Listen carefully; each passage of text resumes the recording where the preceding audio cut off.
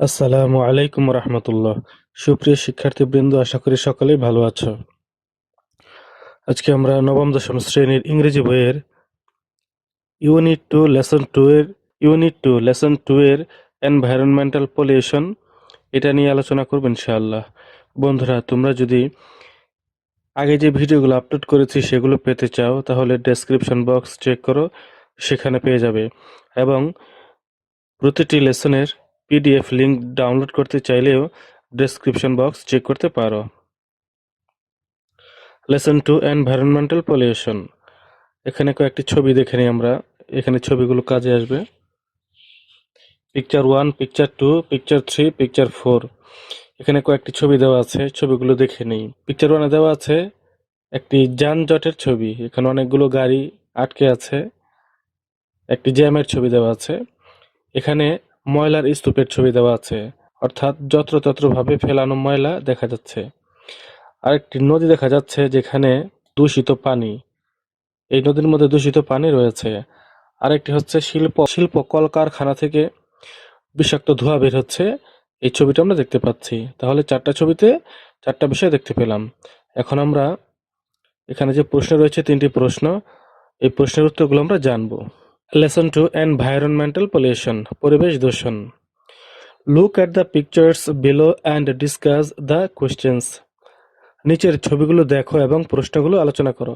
আমরা তো ছবিগুলো দেখে আসলাম, সেই ছবিগুলো থেকে এখন প্রশ্নগুলো আলোচনা করব। What do you see in each picture?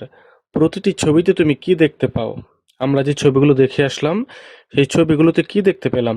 Answer: I see different types of pollution in each picture, such as traffic jam, garbage, dirty water and factory smoke. আমি প্রতিটি ছবিতে বিভিন্ন ধরনের দূষণ দেখতে পাই, যেমন যানজট, ময়লা আবর্জনা, নোংরা পানি এবং কারখানার ধোঁয়া।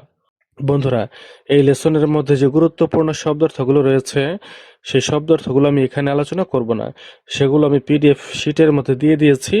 সেগুলো পেতে চাইলে ডেসক্রিপশন বক্স চেক করতে পারো, সেখানে শব্দার্থগুলো আলাদা করে দেওয়া আছে। 1 নম্বর প্রশ্ন আমরা জানলাম, এখন 2 নম্বর প্রশ্ন। 2 নম্বর প্রশ্নটি হলো, what are some of the what are some of the common sources of environmental pollution? পরিবেশ দূষণের কিছু সাধারণ উৎস কি কি? Answer: some common sources of environmental pollution are vehicle smoke, industrial waste, garbage and dirty water. পরিবেশ দূষণের সাধারণ উৎসগুলো হলো যানবাহনের ধোঁয়া, কারখানার বর্জ্য, ময়লা আবর্জনা এবং নোংরা পানি। 3 নম্বর প্রশ্ন, which of these sources are most threatening for your environment? এই উৎসগুলোর মধ্যে কোনগুলো তোমার পরিবেশের জন্য সবচেয়ে বেশি হুমকি স্বরূপ? Answer: factory smoke and vehicle smoke are the most threatening because they cause air pollution. Dirty water is also very harmful to the environment. কারখানার ধোঁয়া এবং যানবাহনের ধোঁয়া সবচেয়ে বেশি ক্ষতিকর, কারণ এগুলো বায়ু দূষণ সৃষ্টি করে। এছাড়া নোংরা পানিও পরিবেশের জন্য খুব বিপজ্জনক। এখন আমরা মূল প্যাসেজে চলে যাচ্ছি। 2 নম্বরে মূল প্যাসেজটি রয়েছে, now read the following passage to know more about environmental pollution in Bangladesh. এখন বাংলাদেশে পরিবেশ দূষণ সম্পর্কে আরও জানার জন্য নিচের অনুচ্ছেদটি পড়ো। Bangladesh is now in the grip of all sorts of pollution like air pollution, soil pollution and water pollution. Bangladesh এখন বায়ু দূষণ, মাটি দূষণ ও পানি দূষণ সহ সব ধরনের দূষণের কবলে রয়েছে। The dwellers of the urban areas are the worst sufferers of such pollution. শহরাঞ্চলের বাসিন্দারাই এ ধরনের দূষণের সবচেয়ে বড় ভুক্তভোগী। The indiscriminate industrialization process in Bangladesh over the past decades has created significant environmental problems.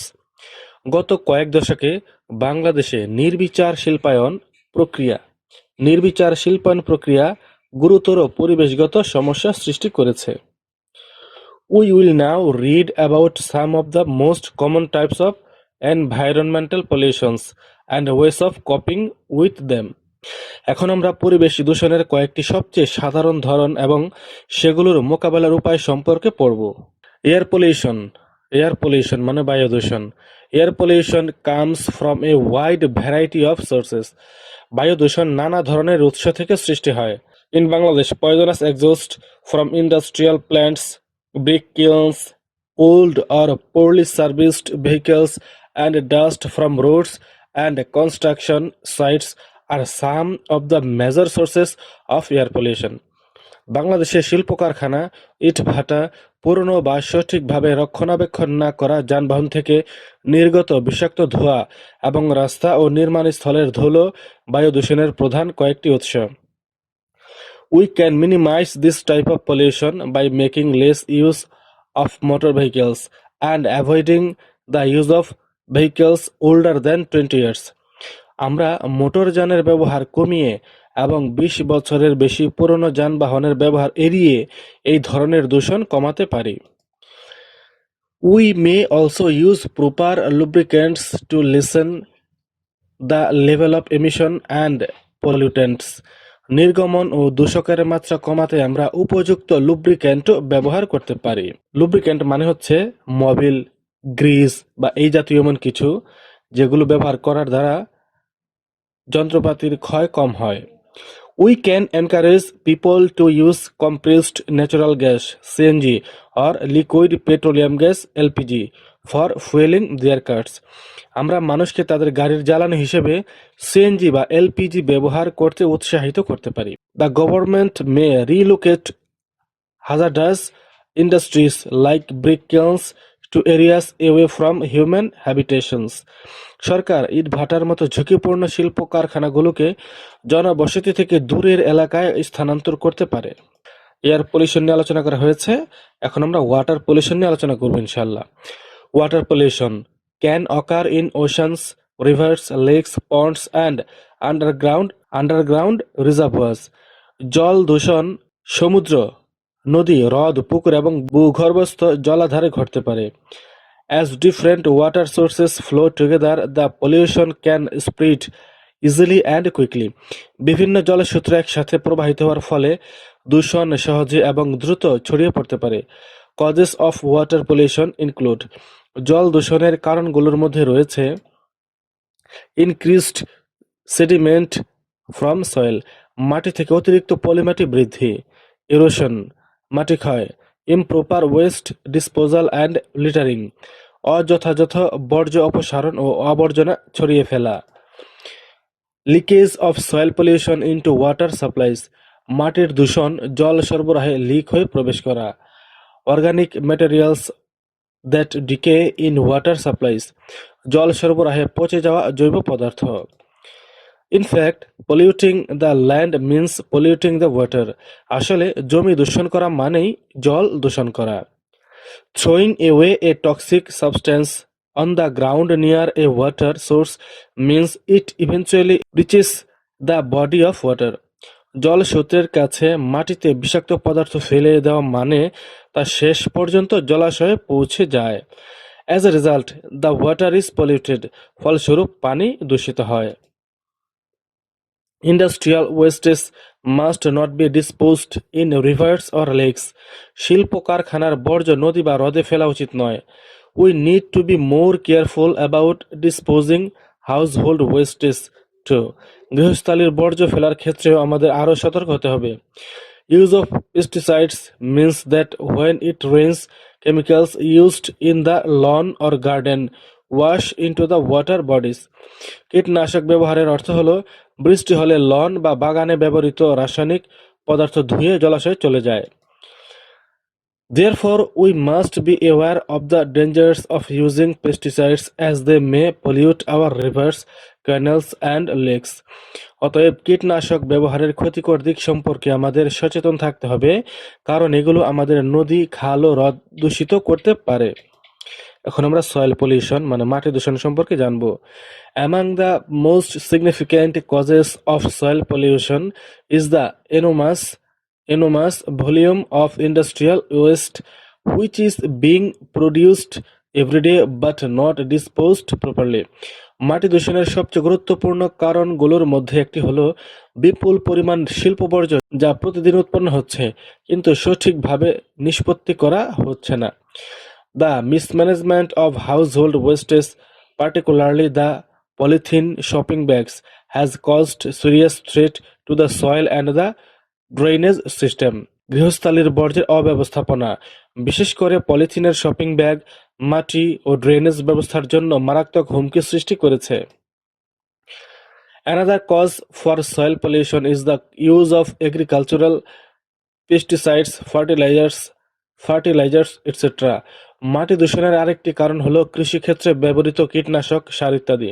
Sometimes fuel leakages from automobiles may get washed away by drain and seep into the nearby soil. কখনো কখনো যানবাহন থেকে জ্বালানির leakage বৃষ্টির পানিতে ধুয়ে গিয়ে আশপাশের মাটিতে মিশে যায়।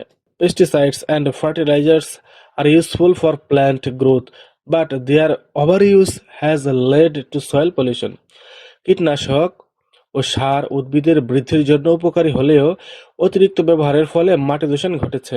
Natural fertilizers and compost can be used instead of their chemical alternatives. রাসায়নিক সারের পরিবর্তে প্রাকৃতিক সার ও কম্পোস্ট ব্যবহার করা যেতে পারে। Recycling is another way to reduce and control soil pollution. Recycling মাটি দূষণ কমানো ও নিয়ন্ত্রণের আরেকটি উপায়। Recycling papers, plastic and other materials reduces the volume of refuse in landfills.